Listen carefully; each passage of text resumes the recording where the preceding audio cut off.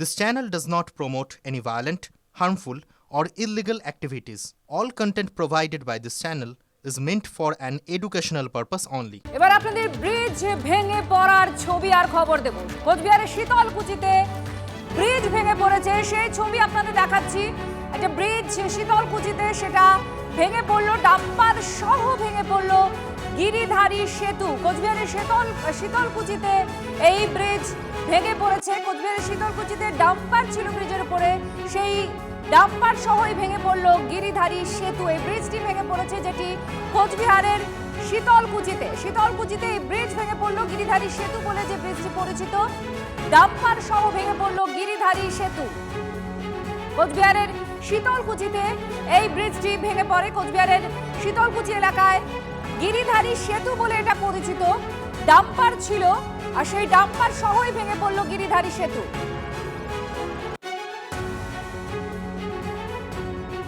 সুমন বললেন আমাদের প্রতিনিধি, কাছ থেকে আপডেট নেব। সুমন, কিভাবে ভেঙে পড়লো এই সেতু?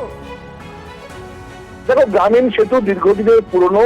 এই সেতু দিয়ে রাতের অন্ধকারে বড় বড় বালি বোঝাই জাম্পার, ভরাট বোঝাই জাম্পার গুলো যায় এবং দীর্ঘদিন ধরেই এই এখানকার মানুষ এই সেতু নিয়ে ক্ষোভ বিক্ষোভ দেখাচ্ছিলেন এবং তাদের যেটা বক্তব্য, যে তাদের আশঙ্কা ছিল ভারী গাড়ি গেলে পরে এটা ভেঙে যাবে। আজকে সকালে কিন্তু সেই ভারী গাড়াতে ভেঙে যায় এবং এলাকাবাসী কিন্তু যথেষ্ট ক্ষুব্ধ এই ঘটনার জেরে, যে একটা এত বড় বালি বোঝাই ডাম্পারকে কিভাবে এদিক দিয়ে চলাচল করতে দেওয়া হয়। তবে প্রশাসনের বিরুদ্ধে কিন্তু যথেষ্ট ক্ষুব্ধ এই মানুষজন। ফলে এই এলাকার এই যে যোগাযোগকারী সেতু, যাতায়াত ছিল, তারা যাতায়াত করতেন বৃষ্টির উপর দিয়ে।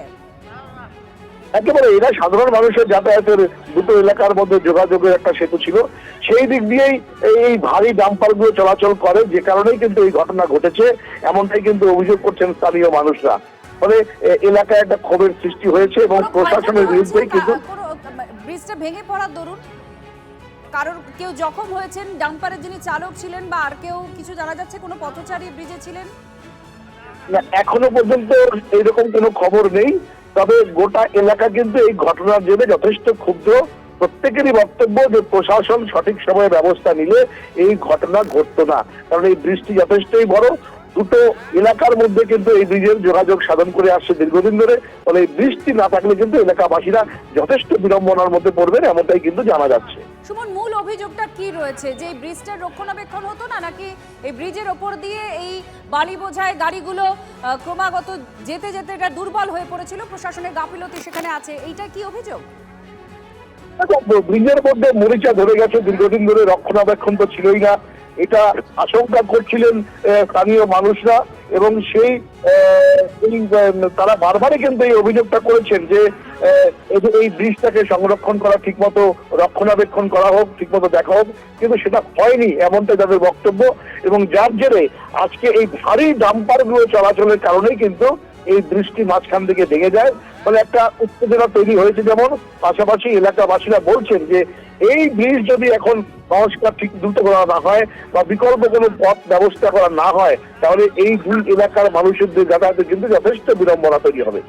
তো এখন যাতায়াতের কি উপায় রয়েছে? প্রশাসন কিছু করছে? চটজলদি উদ্ধারের কোনো ব্যবস্থা নেওয়া হয়েছে? দেখো, এখনো পর্যন্ত উদ্ধার করা সম্ভব হয়নি, কারণ বৃষ্টি ছোট হলেও মানে অনেকটাই কিন্তু দীর্ঘ এসেছিল।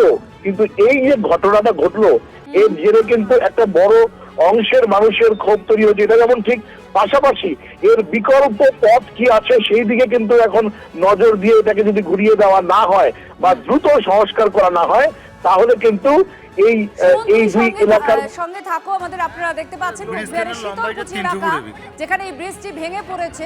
একটা ডাম্পার ছিল সেই সময় ব্রিজের উপর, বালি বোঝাই করে নিয়ে যাচ্ছিল। স্থানীয়রা একাধিক অভিযোগও করছেন, আপনাদের শোনাবো কি উঠে আসছে। দাদা, এই যে কি করে ব্রিজটা ভাঙলো, কি মনে করছেন?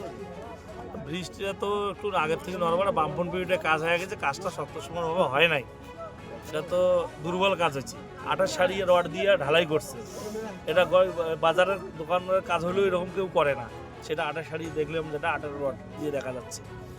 আর বয়সও হয়ে গেছে, মোটামুটি 25-30 বছর বয়স হয়ে গেছে ব্রিজটার। এখন তো যাতায়াতের কোনো বিকল্প নাই। দেখি লোকাল প্রশাসন প্রধান আছে, আমার গ্রাম পঞ্চায়েত প্রধান আছে, এরা কি করে। অন্তত যেহেতু মাধ্যমিক পরীক্ষা 2 তারিখ থেকে একটু বাঁশের সাঁকো টাকো বানিয়ে দিলে তো তো চলবে। এই মুহূর্তে সেই ভাঙা ব্রিজ দেখতে পাচ্ছেন, কারণ এই ডাম্পার ছিল। স্থানীয়রাও যেটা অভিযোগ করছেন যে ব্রিজটির রক্ষণাবেক্ষণ ভালোভাবে হয়নি এবং যথেচ্ছ ভারী ভারী ডাম্পার গাড়ি চলাচল করতো বালি বোঝাই করে, আর তার দরুন আরও দুর্বল হয়ে পড়ে। আর সব মিলিয়ে এই ব্রিজটি ভেঙে পড়ার অন্যতম এই সমস্ত কারণগুলোকে স্থানীয়রা বলছেন। তারা অভিযোগ করছেন প্রশাসনের নজরদারির অভাব রয়েছে। একজনের বক্তব্য আমরা শোনালাম। সুমন আমাদের প্রতিনিধি রয়েছেন। সুমন, এখন কি করা হবে? কারণ এখন এই ব্রিজটিকে মেরামত করা, বিকল্প ব্যবস্থা করা, যাতায়াতের এই সমস্তগুলো রয়েছে প্রশাসনের সামনে, কিন্তু প্রাথমিক কাজ এই ডাম্পারটিকে উদ্ধার করা বা ব্রিজটাকে তুলে অন্যত্র সরানো, এই কাজগুলো কি প্রশাসন করছে?